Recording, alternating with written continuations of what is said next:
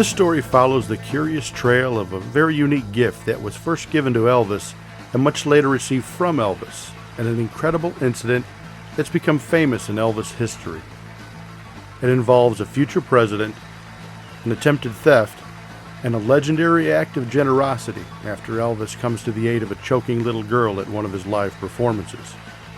Now, this story is one you may think you know, but trust me, you ain't seen nothing yet. Oh, I'm way ahead of you.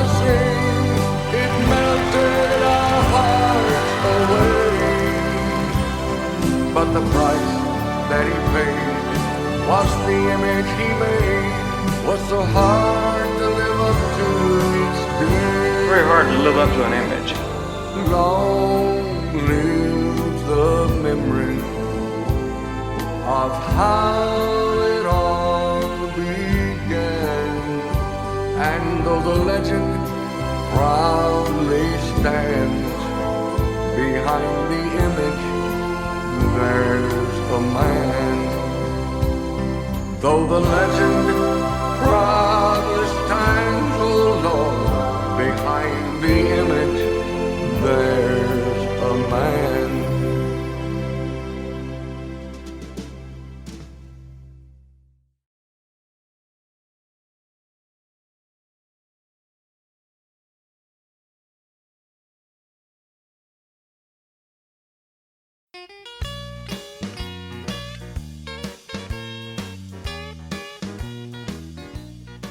One of Elvis's most incredible attributes was his legendary generosity. Today we're going to explore a very unique story that's become folklore among fans. Now, this is in large part because of a 1979 film that put a spotlight on this real-life event over 40 years ago.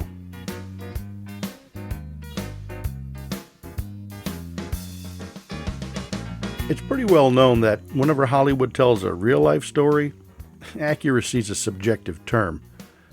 Although there's usually a grain of truth to it, the rest is pretty much a fabrication of colorful embellishments that's intended for sheer entertainment value. Oftentimes the reason is simply that films attempt to sometimes cram several actual events spanning several decades into a single scene, to get the most out of the 90 minutes of allotted running time. And the problem is oftentimes that skewed account unfortunately becomes legend, and when the legend becomes accepted as fact, and people tend to begin treating it as gospel, furthering the spread of the sometimes distorted version of the legend down through the years. There's been a lot of mistakes made, and we're going to do something about it. Case in point is the 1979 Dick Clark film Elvis, starring a 28-year-old Kurt Russell. Although a few books would go on in later years to casually mention it, for many, their first and oftentimes only exposure to the existence of the story of the famed cross pendant began here. The scene in the film mistakenly depicts a younger 1950s Elvis in his gold lame suit giving a teenage girl a massive cross pendant from around his neck after someone in the audience steals the bow tie he had just given her from his costume. Although the general notion of the incident was correct, the actual facts are quite different and actually much more interesting, as you'll soon see for yourself. After literal years of investigation, the true legend of the famed cross pendant led me down an intriguing path that I'd like to share with you today. Although the ending is quite amazing, let's start at the beginning, at the genesis of this true life adventure. It not only showcases Elvis's legendary giving nature, it's a virtual pay-it-forward object lesson that has spanned decades and encapsulates the real essence of the true man behind the image.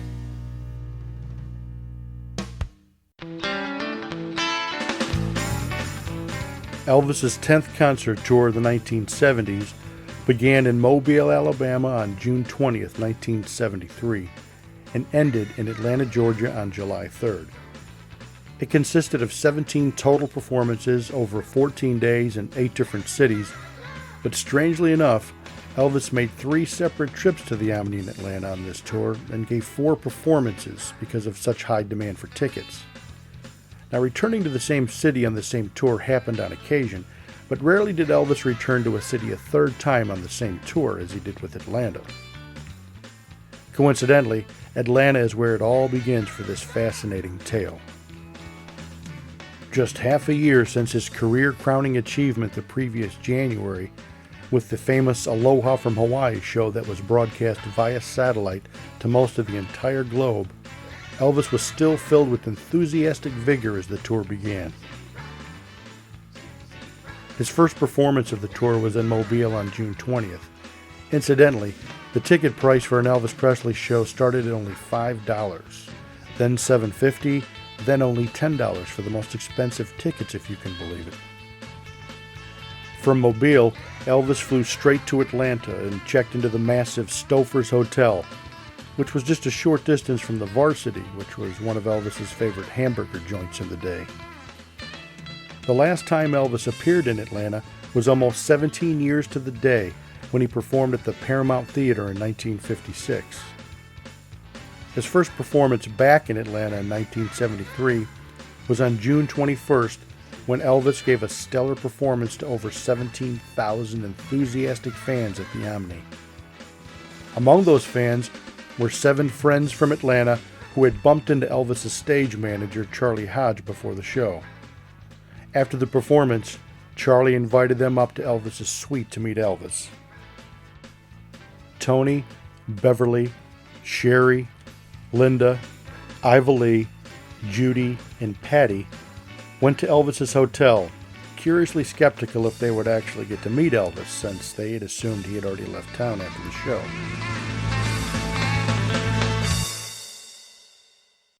They were taken up to a suite, room number 2410, and entered the surreal world of Elvis's private sanctuary while he was on tour. They were trying their best to play it cool, but actually shaking inside with nervous anticipation.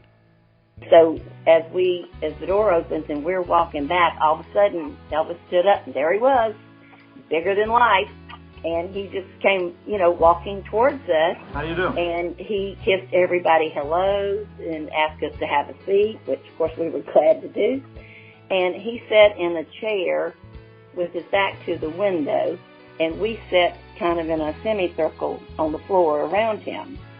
And one of the girls, I think, sat on the sofa with Vernon, Elvis's dad, and the rest of us just sat there. And he was so easy to talk to. It was just crazy how easy to talk to he was. He was just as pleasant and every day as somebody could be. Just made you very comfortable. And so he asked us how did we like the show, and told him we absolutely loved it.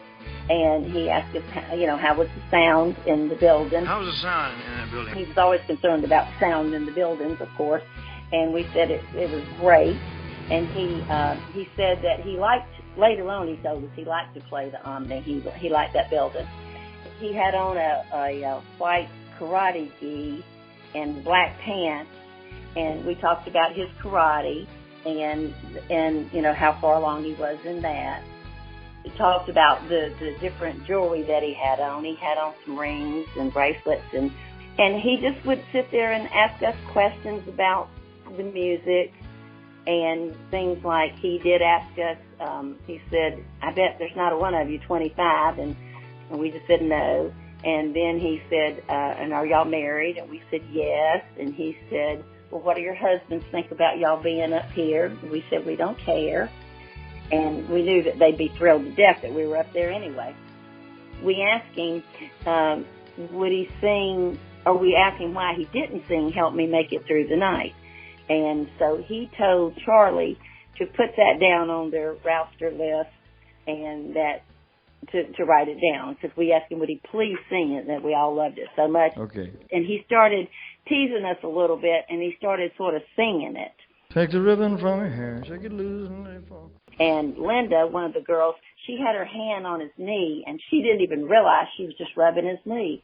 And he kind of picked up her hand and laughed and said, she's rubbing my knee. And she said, oh, I didn't even know I was.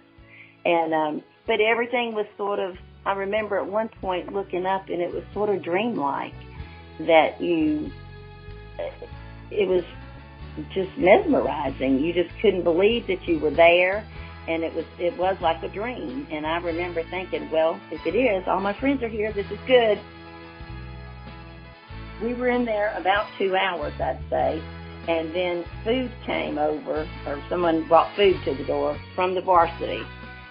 And so we excused ourselves, and he asked us if we had tickets for the other shows, and we said, yeah, we did. And so we excused ourselves when his food came and everything. And at that point, when I noticed a beautiful girl, Linda Thompson, who had been sitting just a little bit back behind him, but to the side, and I hadn't even seen her the whole time. I had not even noticed her, but that's how mesmerized I was. And when we stood up, she was singing some little song about can't get enough of that sugar crisp, talking about kissing, because he would kiss everybody goodbye. Can't get enough of that sugar crisp. Now, for those of you who don't quite get the reference, in the South, when you kiss someone, you're giving them sugar.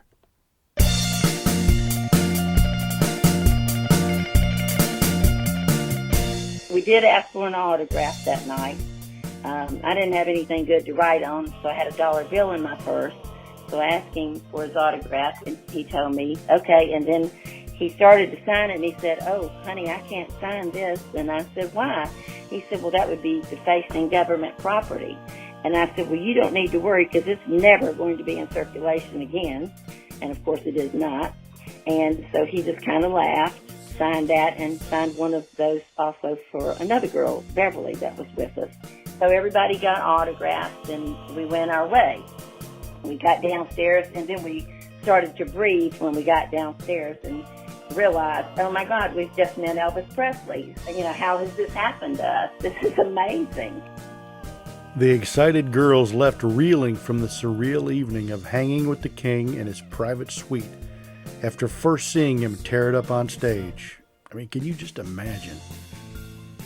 They immediately anticipated Elvis's return to Atlanta 8 days later, and they knew they wanted to do something special for him.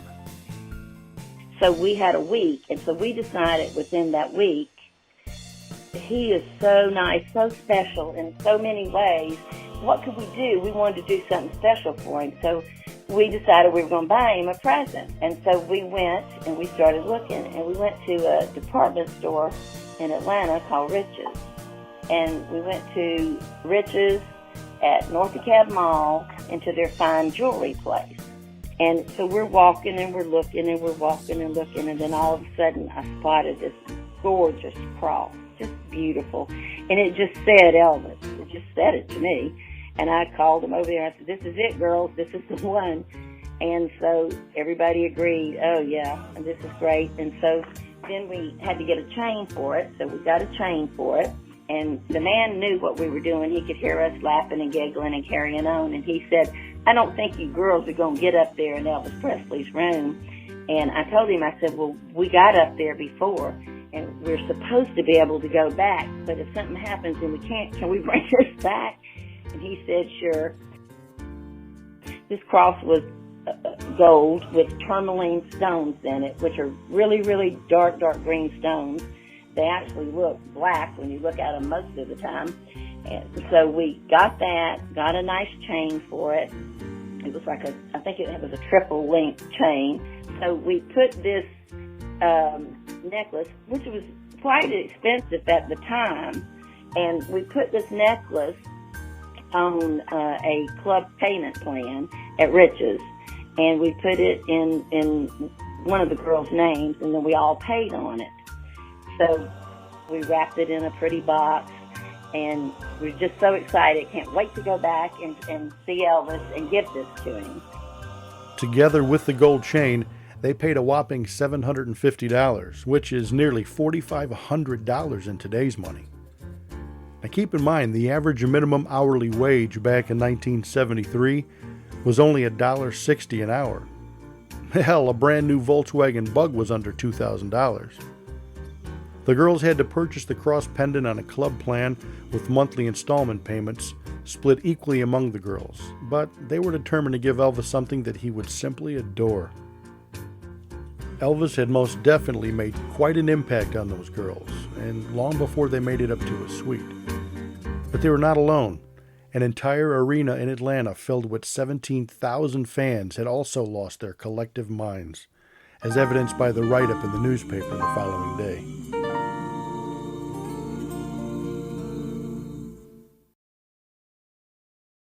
Elvis had left town, but not for long.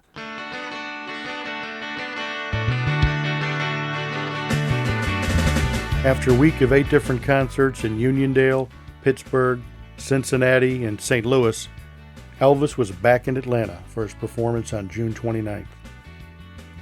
He would perform 3 more concerts in 2 days for the eager fans of Atlanta, but no one was more eager than the Atlanta girls, who could barely contain themselves in anticipation of presenting Elvis with their special gift. Toni's mother, Kathleen Adams, was photographed before the show on Friday, June 29th, holding the black and white gift-wrapped box that contained the cross pendant for Elvis. Well, it was Friday, and we, of course, all were getting ready, and we got the cross, which was wrapped in a box for him. And my mother took it because she said, "I'm going to keep this till the end of the show because you girls might throw it. You're too wild. You can't keep it." So for safekeeping, my mother held the cross during the whole show and then gave it to us at the end of the show so we could go back up there and give it to him. And she was thrilled just to be that much a part of it.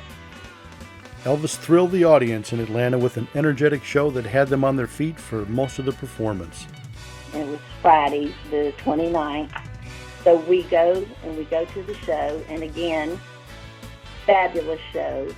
Just fabulous, and a wonderful crowd in Atlanta. They absolutely loved him. The Atlanta girls were amazed to hear the Kris Kristofferson song "Help Me Make It Through the Night" had indeed been added to the show's song lineup, just as Elvis promised a week earlier. It's interesting to note how a mere suggestion from a loyal fan literally altered the song lineup for the rest of the summer tour. It just goes to show how in tune Elvis was with his fans and how important it was for him to please them.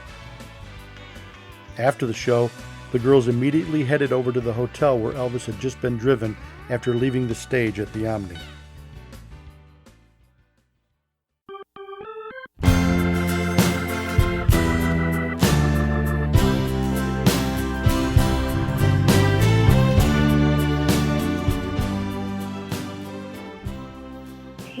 I don't think he was going to be seeing a lot of people that night. It wasn't going to be like that first night from the impression that I got from everything.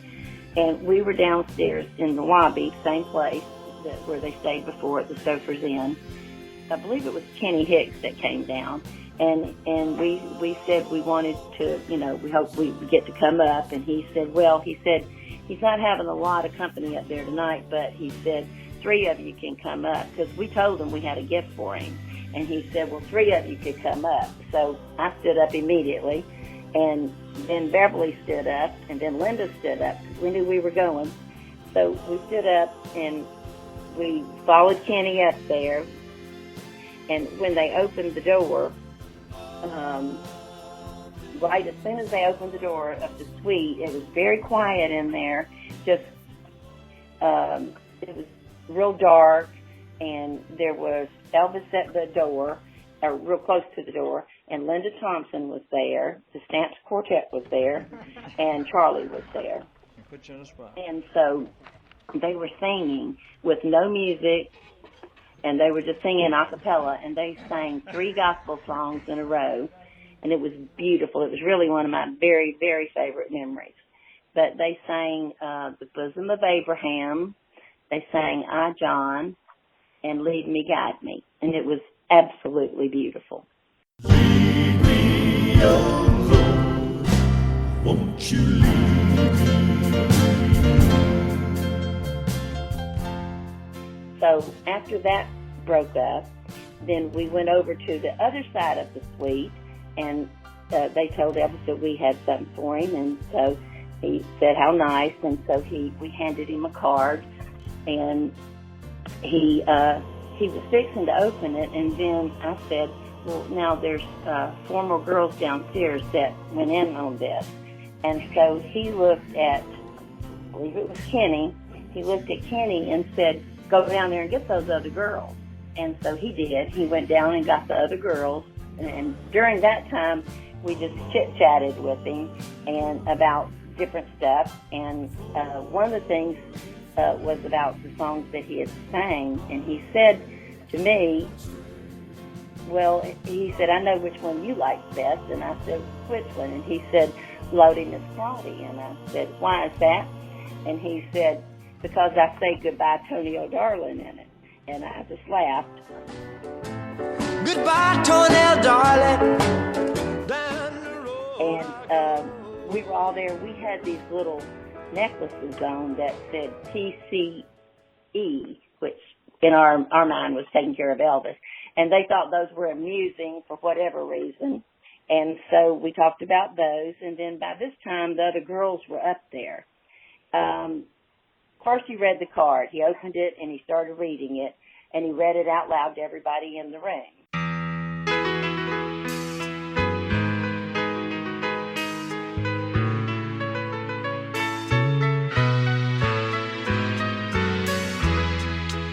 Sometimes someone special deserves a little more than a simple thank you.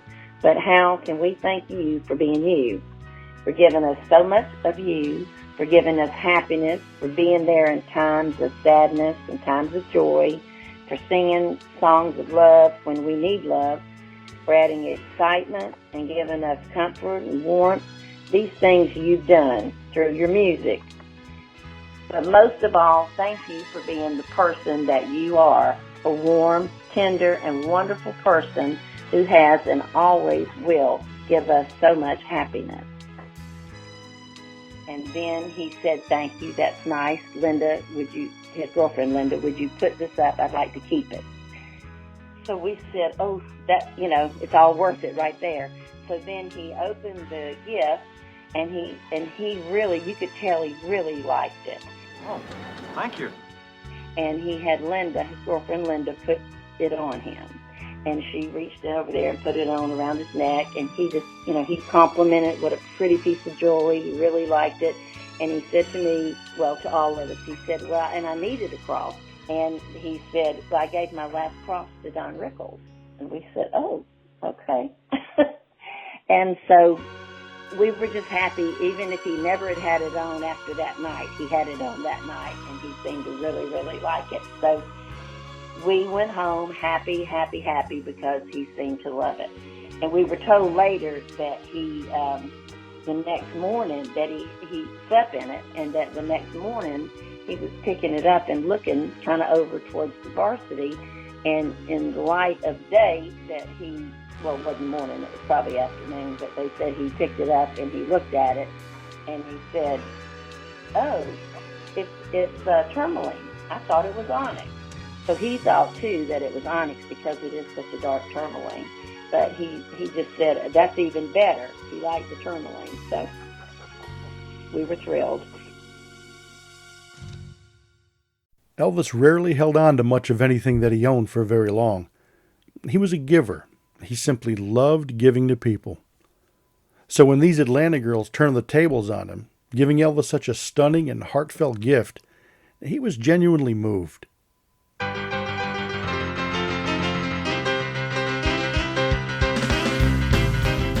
The next day, Elvis would perform 2 shows. The first was a 3 p.m. matinee show. Elvis stepped onto the stage in his stunning Thunderbird suit in front of 17,000 screaming fans and an endless sea of popping flashbulbs. The Atlanta girls unfortunately missed the very first performance where Elvis wore the new cross pendant from them on stage. Unfortunately, they had tickets for every other Atlanta performance except this one, but according to the photos taken by other fans in attendance, that beautiful pendant around his neck was truly a sight to behold. The fortunate members of the audience who were in attendance were all eyewitness to Elvis's legendary impromptu giving nature during this performance. A woman up front was holding a young boy wearing a little Elvis-style jumpsuit. Elvis brought the boy up on stage and gave him the heavily jeweled cape to his Thunderbird suit.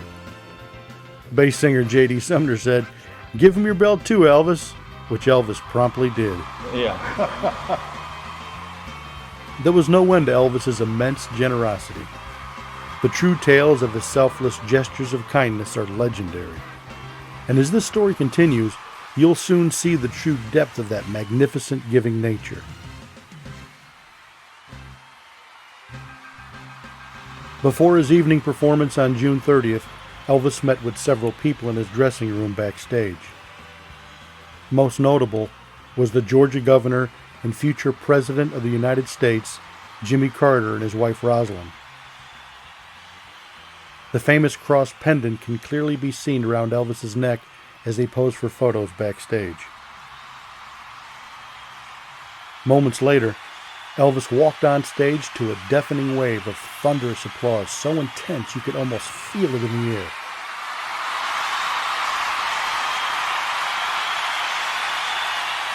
Elvis gave another stellar performance to yet another packed crowd of fans at the Omni for this evening show that was uniquely special to the Atlanta girls, who were beaming with prideful delight after seeing Elvis for the first time wearing the cross pendant on stage, displayed proudly on the outside of his jumpsuit.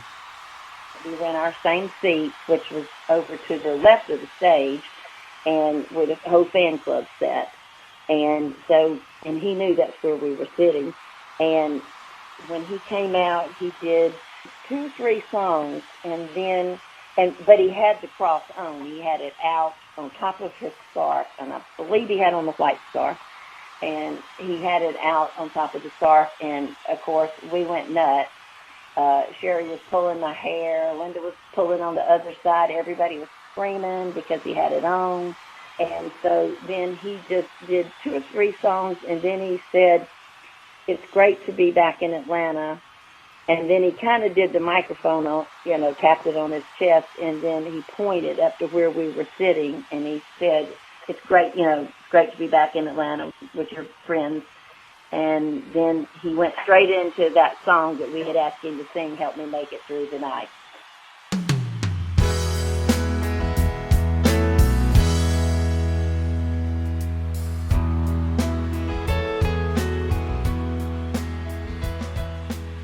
So, again, we were crazy. We were pulling hair and acting crazy. And it was beautiful. It was just the whole memory, the whole night was absolutely wonderful.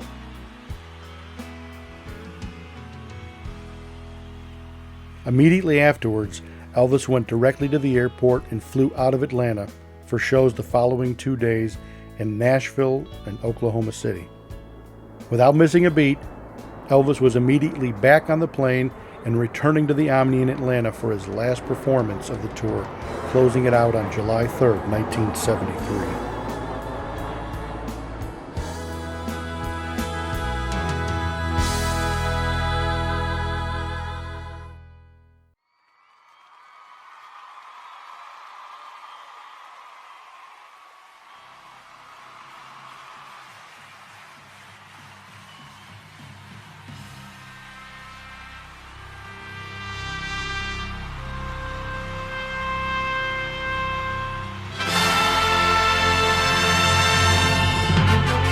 In his dressing room immediately before the final show, Elvis can be seen wearing the cross pendant as he posed for photos with fortunate people with enough clout to make it backstage.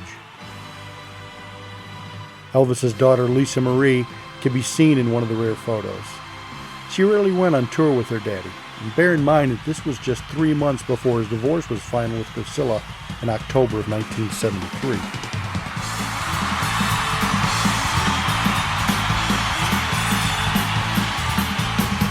Moments later, Elvis burst onto the stage looking like a Greek Adonis for his Tuesday evening performance. Several of the Atlanta shows were photographed by famed Elvis photographer Keith Alverson, who captured some of the most amazing shots in existence of Elvis wearing the cross pendant on stage. The most breathtaking were the final show of the tour in Atlanta on July 3rd. The whirlwind 1973 Elvis experience that included 5 performances in the Peach State had escalated into a full-blown rock and roll hurricane. By the time Elvis was through, he had left an indelible mark on the quivering soul of Atlanta. He also left behind one of his jewel-encrusted capes and belts, and in a more profound sense, a little piece of himself that individually went home with tens of thousands of enamored fans. What he took with him when he left was the love and adoration of those grateful fans, and a jeweled cross pendant that he would wear religiously until he paid it forward 8 months later in an incident that has become legendary in Elvis history. By the time they had said those famous words, "Elvis has left the building, thank you and good night," Elvis was indeed already out the back door, in the car, and on the road. Immediately after the last show, Elvis was whisked away to the airport and flown home to Memphis. There, he would rest and enjoy some personal time until his next Vegas engagement that began a month later on August 6th. When he was not wearing it around his neck, the cross pendant soon found itself in Elvis Presley's private jewelry chest upstairs at his Graceland mansion. Quite a jump from the display case at Rich's department store in Atlanta before being gifted to Elvis by the Atlanta girls. The cross was worn by Elvis extensively throughout the remainder of 1973 and early 74, both on and off stage. He can be seen wearing it backstage as well as in many concert photos as he toured the nation. Also during his engagement in Las Vegas in August and September of 1973. It's truly a stunning piece of fine jewelry, and Elvis adored it, as evidenced by the fact that it was worn extensively by him over the next 8 months.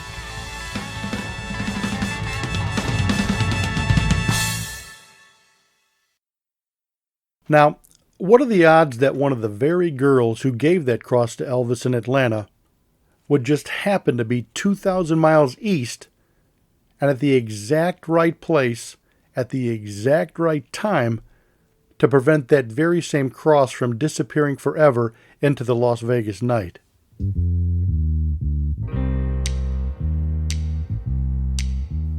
Well, what happened next was a freak incident that, if the stars had not all aligned just right, things would have ended very differently, and the cross would never have fulfilled its eventual destiny.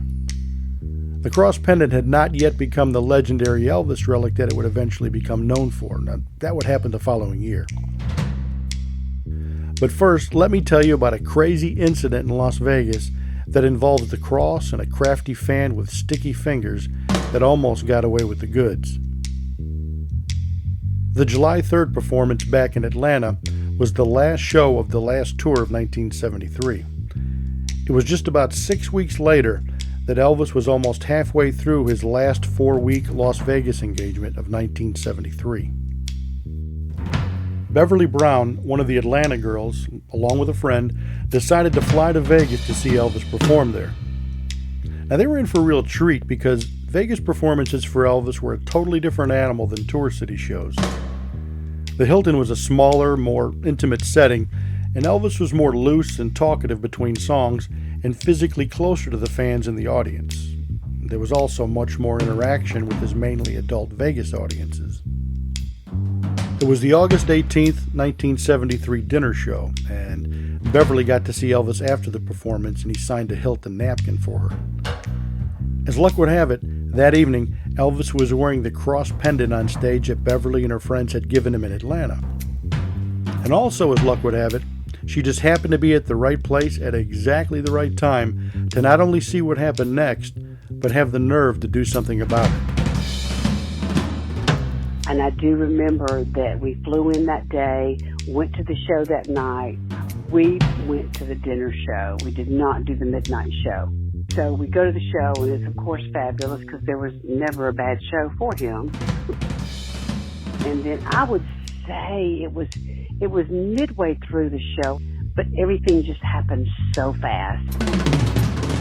And people just kind of panicked because it was like, when anything like that happens, and you see when they start grabbing for him and the security kind of takes over, which is what they did, to me kind of seemed like it stopped. Everything became still for a minute.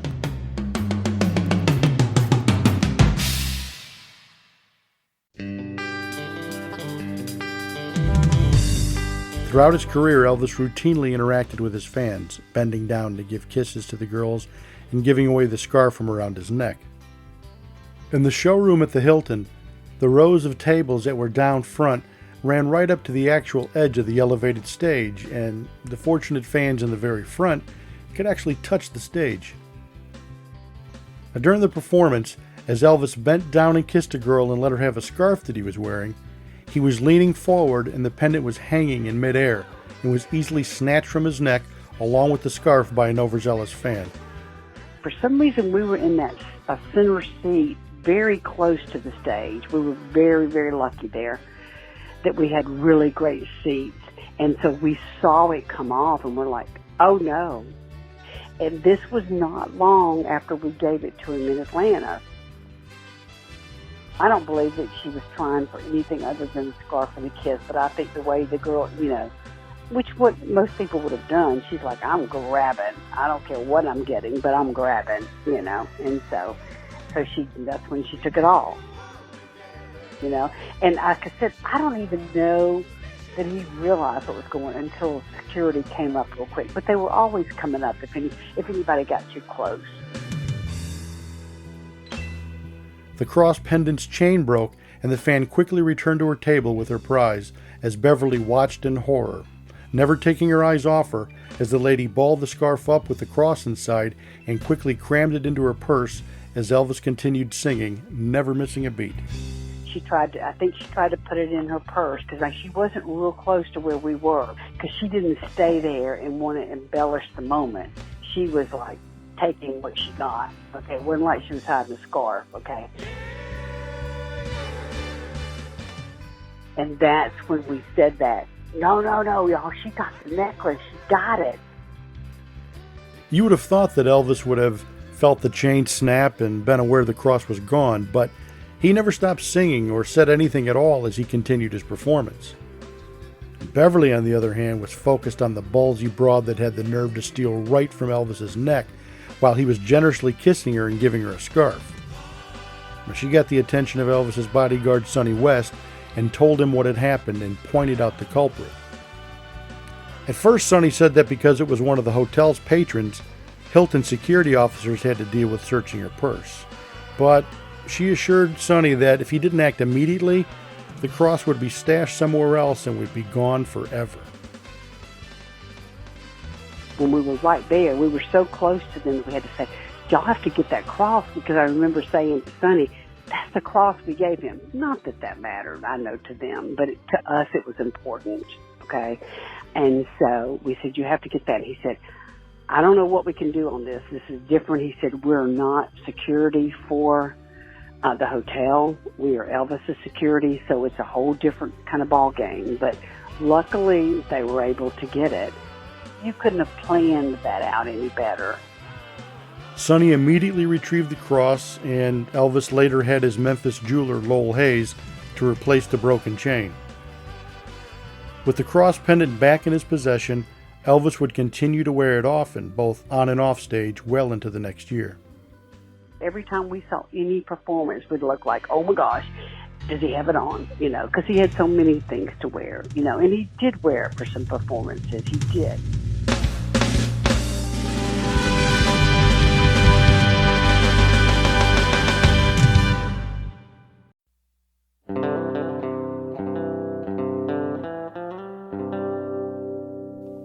In March of 1974, our story takes a unique, unexpected twist.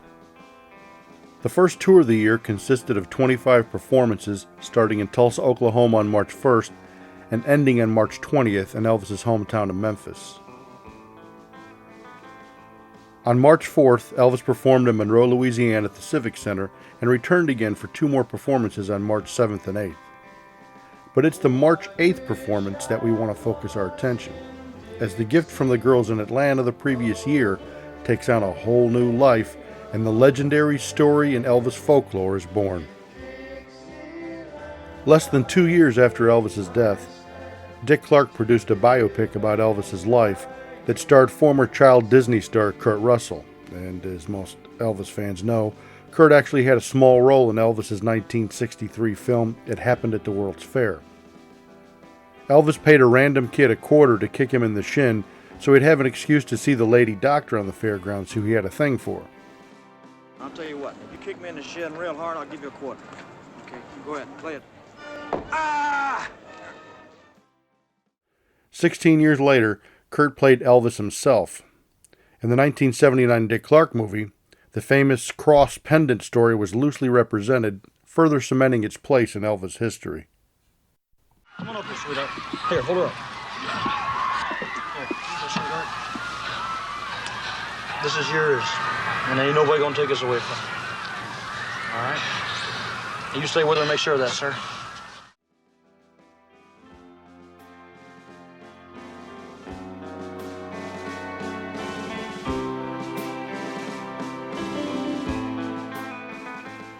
In the Hollywood version of the cross pendant incident, Elvis is shown on an outdoor stage in the 1950s in the famous gold lame suit, giving his western bow tie to a young girl. Now, the full impact of the real incident in 1974 was actually much more physically terrifying to the much younger little girl.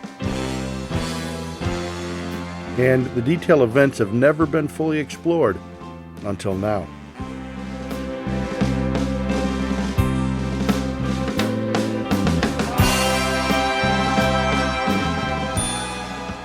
When tickets went on sale in 1974 for the upcoming Elvis shows in Monroe, Glenda Boler of West Monroe purchased tickets for herself, her two children Rhonda and Toni, and her sister Jackie, totally unaware of what path this would ultimately lead them down.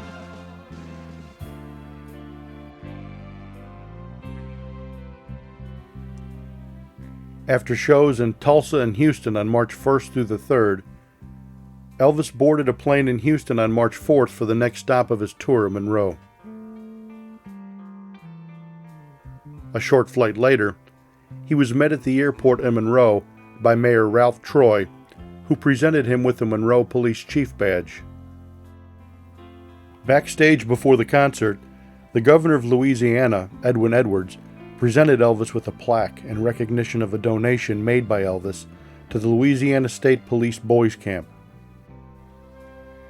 Elvis had only performed one other time in Monroe, and that was back in 1955, and he was only 20 years old, and he was actually only an extra added attraction to the show at the West Monroe High School Auditorium, headlined by Grand Ole Opry star Hank Snow. 19 years later, Elvis thrilled the audience in 1974 in Monroe in a stellar concert on March 4th. Elvis donated all the proceeds of the souvenir sales to the East Monroe Home for the Retarded. He and his manager, Colonel Tom Parker, each donated additional funds individually.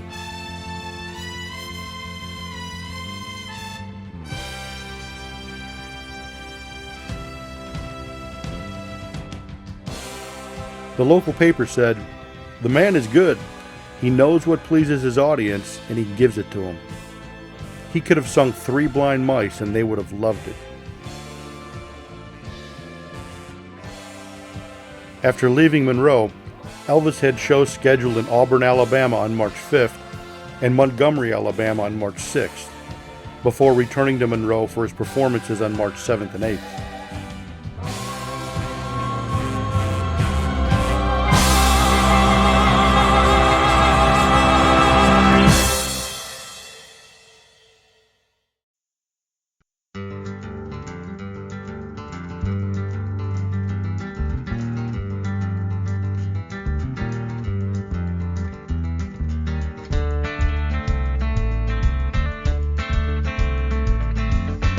My name's Ray Clary. I'm a police officer with Monroe Police Department in Monroe, Louisiana, back in March of 1974. We had an opportunity to have Elvis Presley come to our Civic Center in Monroe to do a show, and actually he did multiple shows. And when he did and his entourage came, we naturally, the people that were off duty at the time, were allowed to work extra jobs. And so everybody signed up, and as I was signing up, my major told me, he said, "Don't you sign up, Clary, because, you know, we have a special detail for you," and said, "Well, we want you to be a personal bodyguard for Elvis." He said, "Well, I want you to go home and pack for about 3 days, and you're going to be with him from the time he gets off the plane until he leaves." And I looked at him and sort of in a stare, like thinking, well, dadgum, how much do I have to pay them to work this detail, you know? So, so I was lucky enough that I met him at the plane, and immediately I was introduced and told that I would be with him. And so we came back to the Ramada Inn at the time in Monroe, and we went up to the room and everything, and I was advised then that I was going to have a room adjoining his. The way it was set up at the Ramada was a pretty good-sized motel for the time, but it was not a hotel, it was a motel. The main area was a two-story, and the second floor was completely blocked off for Elvis's group. There was a constant group of people downstairs at the bottom, down at the foot of the stairs, and in the lobby of 100-plus people, mostly women, all the time. And when I'm saying all the time, that you could see them 4 in the afternoon, 4 in the morning. So it was a constant thing. The realization that the Elvis Presley was actually sleeping for a few nights just inside a building that you could drive up to and walk inside was an opportunity too good to pass up for many folks in Monroe. The diehard fans were persistent, to say the least, and oftentimes very creative in their quest to get close to the king. A lot of those people that were downstairs in the lobby, we could see them from the second floor, little concourse there, or whatever that would be. We could see them and talk to them, and there was a lot of them that was telling me how much it would be worth for me to let them come up there and just touch them. And one woman that I knew real well, she was a good friend in high school, and all she said, and her husband was with her, this is what tickled me the most. She said, if you'll let me come up there, I'll make your teeth sweat. And I said, well, I don't know if I need any sweaty teeth right now, because we can't come up here. Elvis was accompanied in Monroe by his girlfriend, Sheila Ryan. Over the course of the next few days, Officer Clary had several opportunities to chat with Elvis. He walked with a confidence you could tell he had some kind of expertise in taking care of himself, because he had that swagger that just sort of told you, you may jump, but you may limp back, So, what was amazing to me was his personality, and he was so personable and down to earth. We talked about different things, and him saying that one of the movies he just watched was Serpico, I think, which came out, I believe, not too long before he came to Monroe, a few months, I think, and he had watched it, and he told me one time he'd like to be a cop. The evening of March 7th, Elvis left the Ramada for his 8:30 performance at the Civic Center. When we would go to the shows at the Civic Center, the Ramada was probably a couple of miles from the Civic Center venue, so when we would go, we would, get in the limousine. I'd get in the limousine, follow him, ride down with him, get off inside the Civic Center, and then he would go to the stage, and I would wait, and he'd come back, and we'd get in the limousine, come back. But that was pretty much of the security thing. But anyway, it was unbelievable experience.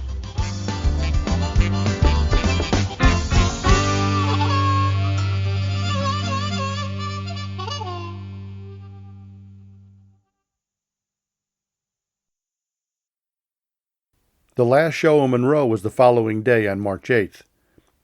In the early evening, the Boler family headed to the Civic Center without a clue that young Rhonda was about to have a surreal, up-close and personal experience with the king that would leave an indelible impression on her tiny soul that would stick with her for the rest of her life.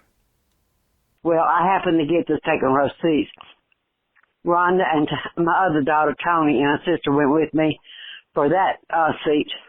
But my grandmother and my mother, I got them tickets, but they got the tip part way back in the back. But we were sitting on the second row. More later about Glenda's grandmother and her unique binocular experience. And now, 3 lovely and talented young ladies, our singing stars. A giant welcome, please, for the sensational, sweet Inspiration. The opening acts were on stage performing to the capacity crowd of fans at the Monroe Civic Center. Back in his hotel suite, Elvis dressed for his show in one of his stunning white jumpsuits, adorned in ornate blue-colored stones and a starburst design. He put the jewel cross pendant around his neck for what would end up being the very last time ever, draped his jacket over his shoulders, and left the Ramada Inn en route for the evening's performance. As usual, a large group of fans that were not fortunate enough to have tickets for the performance were gathered outside as he left. The Civic Center was filled to capacity with 8,000 impassioned fans who were on the edge of their seats with tense anticipation of Elvis stepping out onto the stage. Besides his personal bodyguards, the only thing keeping the throng of frenzied fans from Elvis was the local law enforcement, Monroe's finest, who were strategically placed throughout the auditorium and, more importantly, along the perimeter of the stage where Elvis was about to make his grand entrance. My name is Marvin Dearman. I retired from the Monroe Police Department in Monroe, Louisiana in the year 2001 as a major. In 1974, I had been on the department about 3 years, and I was just a patrolman, and I was 26 years old, and we were assigned to provide security at the Monroe Civic Center for some Elvis Presley concerts. We were very excited about doing this because, after all, 26 years old, Elvis Presley, we loved his music, and here we are, we were going to get to see him free of charge. The Civic Center, it held about 8,000 people, I believe. I mean, and it was sold out within minutes for every show.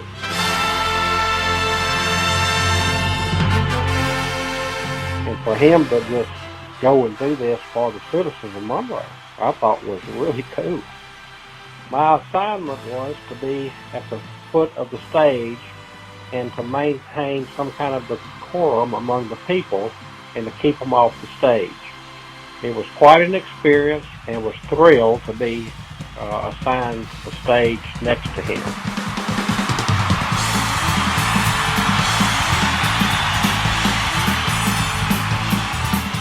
The audience were on their feet cheering as the opening music filled the auditorium.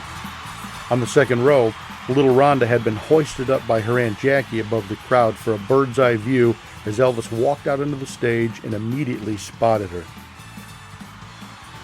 When I was 5 years old, my mom and my aunt had taken me and my sister that was 3 to the Elvis concert in Monroe in '74, and we had second row seats that night, and my aunt had me on her shoulders when Elvis came on stage, and Elvis seen me and motioned for his guards to come and get me. Hello, little girl. And as soon as Elvis came out, he saw Rhonda, and at that time, he called her up to his guards that was sitting at the foot of the stage, to the policeman up there, and that policeman held Rhonda during the whole performance. Elvis would come down to the foot of the stage and sing to her and everything. And of course, her mama was about to have a fit, but anyway. Elvis strapped on his guitar and let it rip, and the audience went wild. The last of 3 shows in Monroe on this tour in 1974 would be one that the audience would not soon forget, and would become legendary in the annals of Elvis history. I mean, can you just imagine sitting right at the King's feet for an entire performance, at his personal invitation?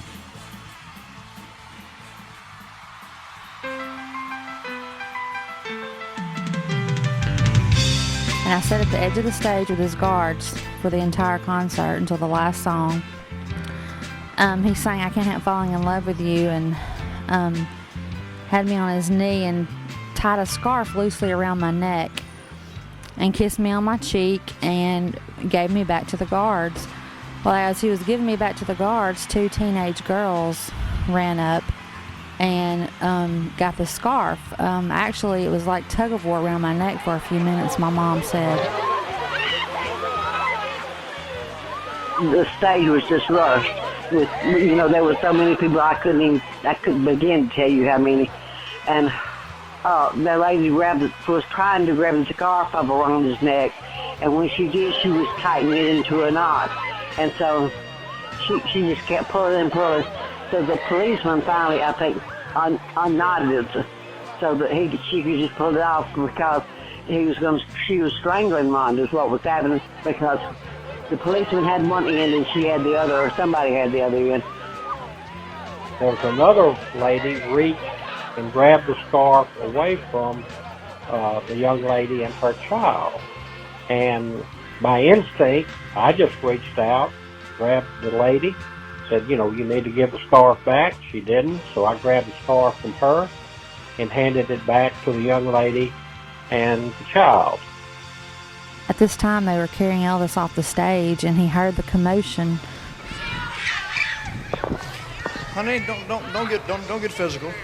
In so doing this, Elvis stopped singing, walked over to the foot of the stage, leaned down, grabbed my arm, and said, "Hand me the little girl."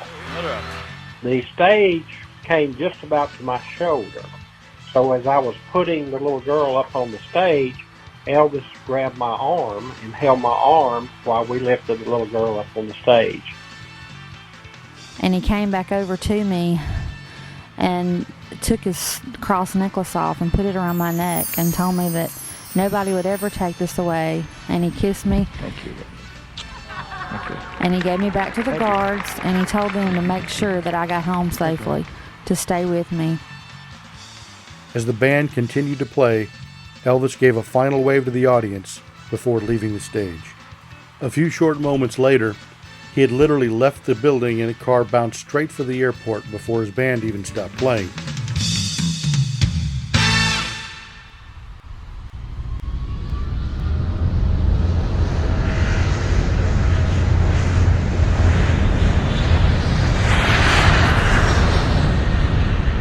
His plane quickly took off, leaving the city lights of Monroe behind as he was flown to Charlotte, North Carolina for the next stop on his tour.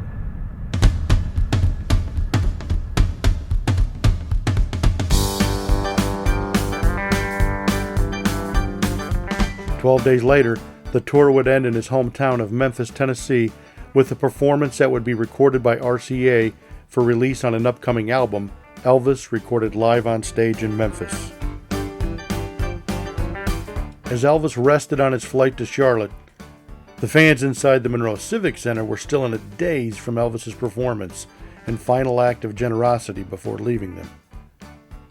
Now Elvis knew what would happen after he left a little girl wearing a priceless jewel pendant and a crowd of enthusiastic fans, so he wisely requested that the police closely guard little Rhonda and her family.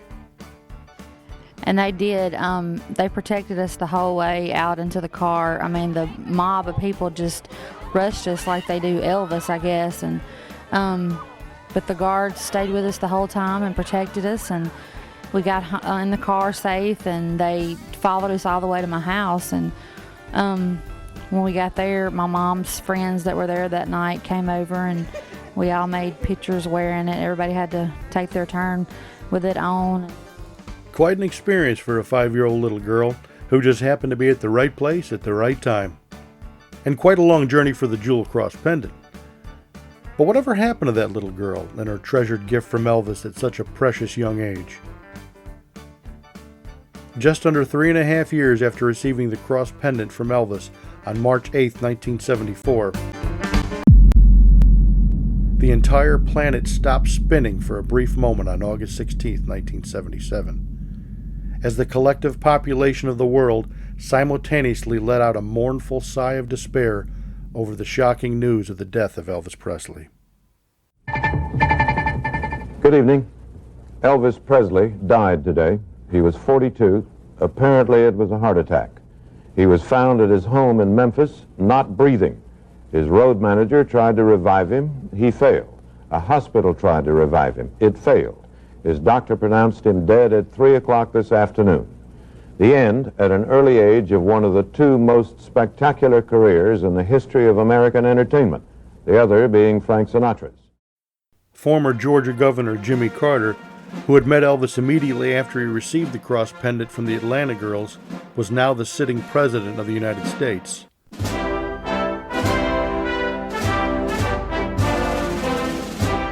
He quickly issued a statement saying in part that Elvis Presley's death deprives our country of a part of itself. He was unique and irreplaceable. The following year, Rhonda's mother, Glenda, made a trip to Memphis. Now, she's actually the one responsible, in part, for the true-life account of the cross pendant being included in the 1979 film Elvis starring Kurt Russell.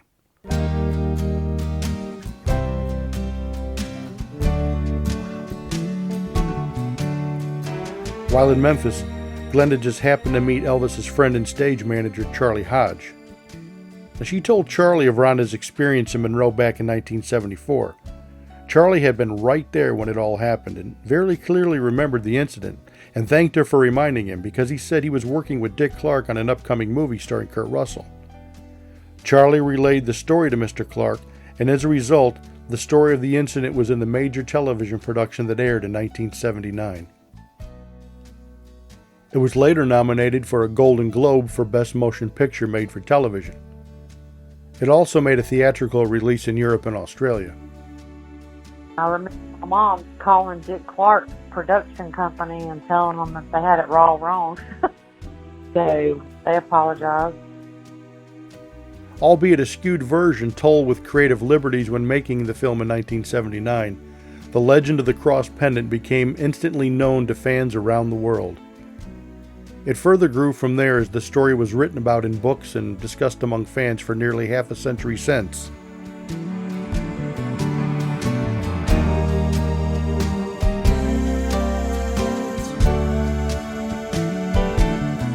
Then, in the late 1980s, hardship struck the Boler family. Mr. Boler had been laid off from his job for several years, and the bills were quickly mounting. Although Rhonda was herself moved out and married at the time, her parents still had 3 other kids at home to feed. Rhonda gallantly stepped up to the plate and offered to sell her most valuable possession, the treasured cross pendant from Elvis. Of course, I lost my job, our house burnt to the ground. We had twins that was born. They stayed in the hospital about 2 months. It's domino. And it's something that will take us out of a financial bind and hopefully. Selling it is something we have to do, you know. Her family needs help, our family needs help, and we feel like that, you know, it's just something that we got to do. Bad as we hate to do it, but we got to do it. I feel this was a gift from Elvis to help me and my family get through these hard times. The local newspaper reported the story, and the AP Wire quickly picked it up, and once again, the story of the cross pendant made national news. Now that's the 1980s version of going viral. Now this led to Rhonda and her mother appearing on the television news magazine show A Current Affair.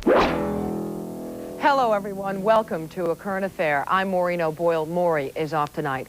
Elvis Presley died in 1977. There are some people who believe he's still alive somewhere. In Monroe, Louisiana, there is no doubt that the king's spirit lives on in the form of a beautiful necklace bestowed to a little girl by Elvis himself many years ago. The little girl has grown up, and now, sadly, her legacy of love has to be sold.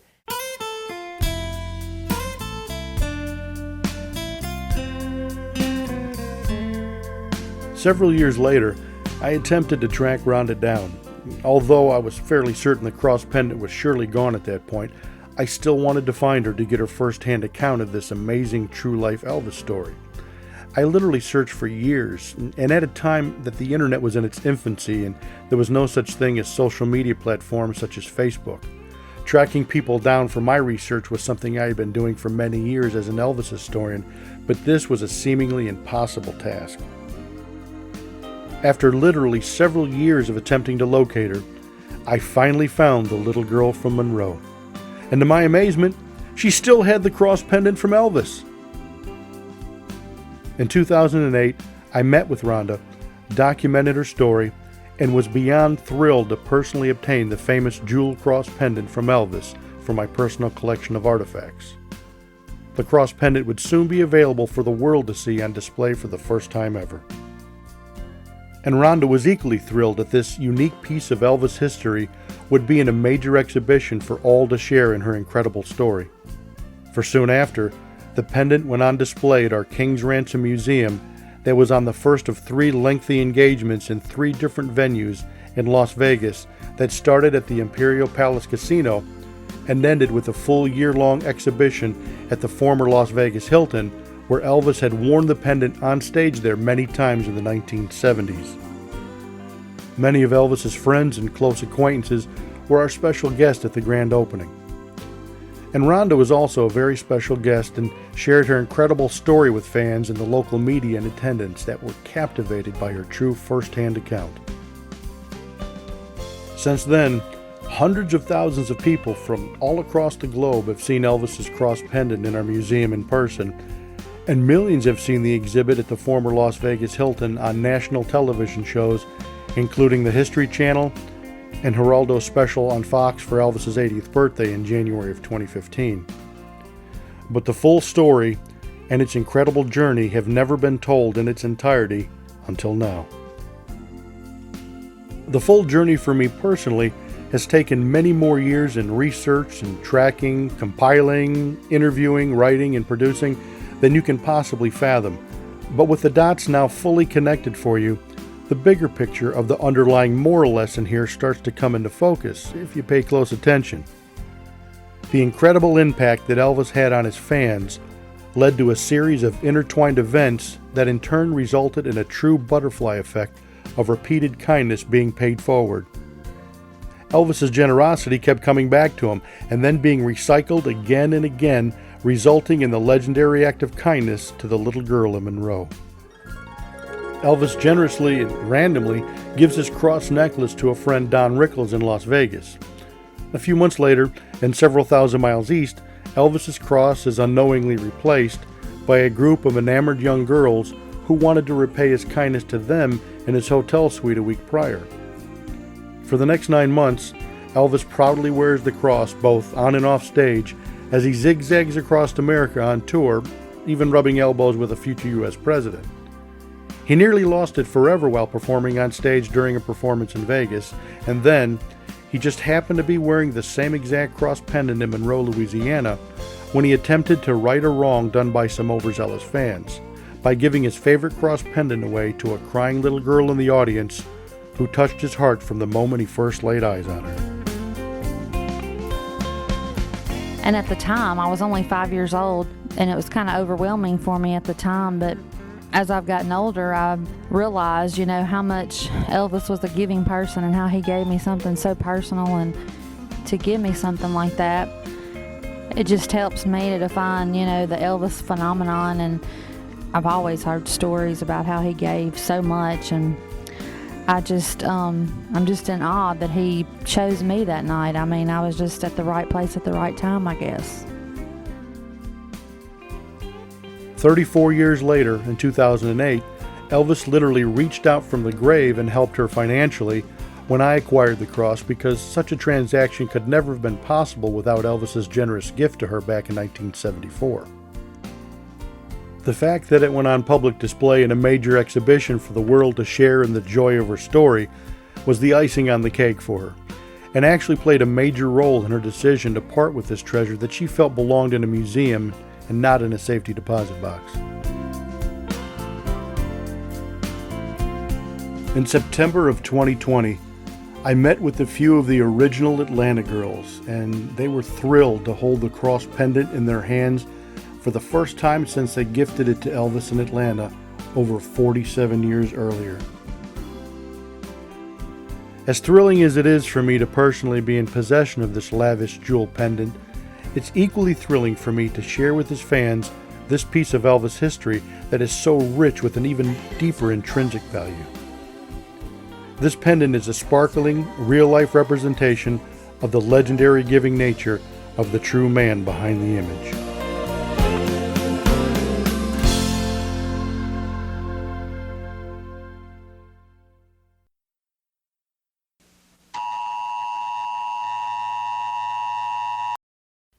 Warning! The following segment contains material of a mature subject matter. Viewer discretion is advised. Although I think Personally, if Elvis could see this, he'd laugh his butt off.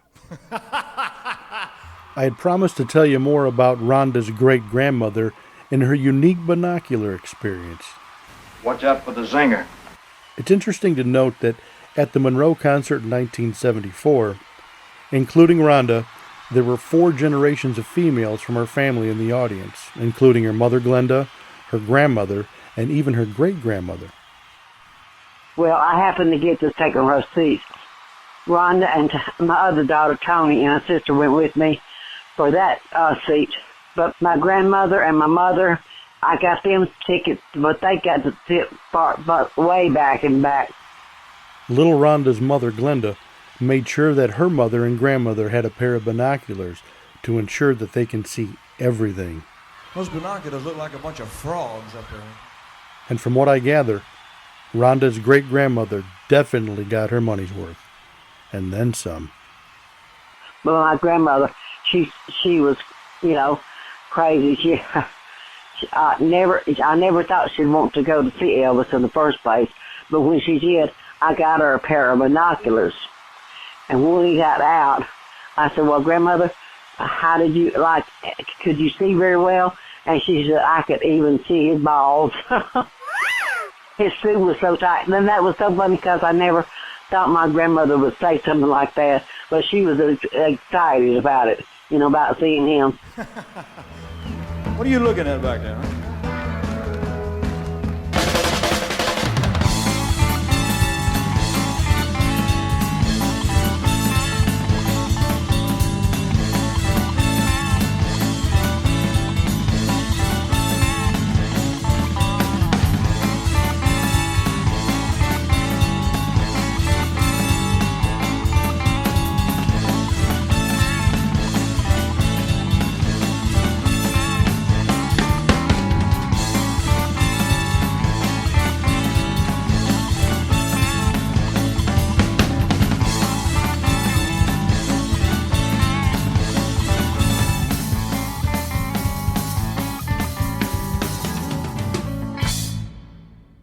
Elvis has left the building.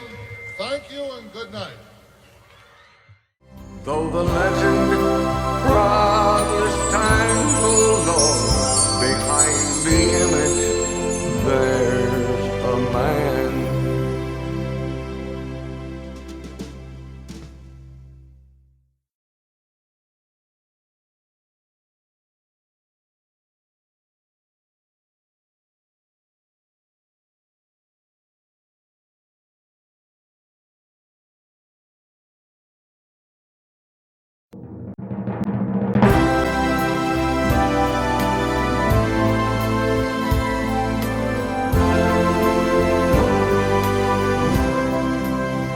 Oh, there's more rare Elvis behind the image. Only so much can be squeezed into a single episode, but it's all yours, absolutely free. To receive your all-access backstage pass to extra bonus material from the cutting room floor of select episodes, simply join the free members-only section of Elvis Behind the Image. You'll instantly be granted full access to the secret section of the website that's not available to the general public. Here you can enjoy all the relevant corresponding material to the current episode as well as all others past and future. You'll also be notified of rare Elvis material as it comes available in the future and have the opportunity to share your own personal stories and Elvis encounters for possible inclusion in future episodes that are currently in the pre-production stage. Join me there. Though the legend proudly